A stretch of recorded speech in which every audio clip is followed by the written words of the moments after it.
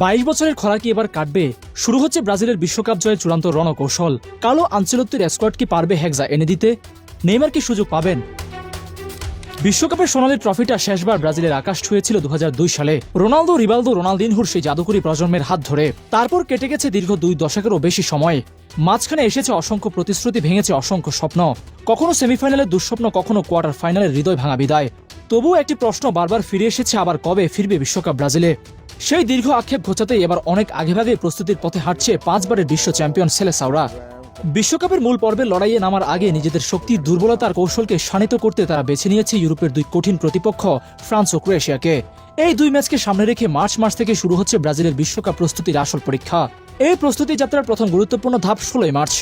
সেদিন Brazilian football সমর্থকদের চোখ থাকবে এক জায়গায়, কোচ কার্লো আনচেলত্তির ঘোষিত স্কোয়াড তালিকায়।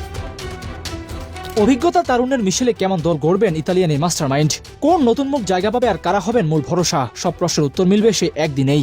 স্কোয়াড ঘোষণার পর 23 মার্চ পুরো দল উড়াল দেবে যুক্তরাষ্ট্রের অরল্যান্ডোর উদ্দেশ্যে। সেখানে গড়ে উঠবে প্রস্তুতির ঘাঁটি, অনুশীলন, কৌশল নির্ধারণ, দলীয় সমন্বয়, সবকিছুর সূক্ষ্ম পরিকল্পনা চলবে বিশ্বকাপকে সামনে রেখে। শুধু ফিটনেস নয়, মানসিক দৃঢ়তা বৃদ্ধি হবে এই ক্যাম্পের মূল লক্ষ্য। এরপর শুরু হবে আসল লড়াই।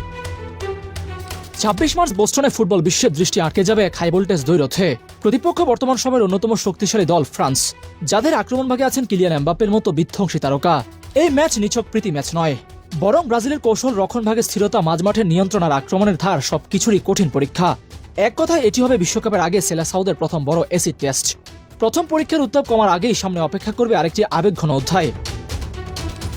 31 মার্চ অরল্যান্ডো প্রতিপক্ষ ক্রোয়েশিয়া। গত বিশ্বকাপের কোয়ার্টার ফাইনালে ট্রাইব্রেকারে ব্রাজিলের স্বপ্নভঙ্গের স্মৃতি এখনো তাজা।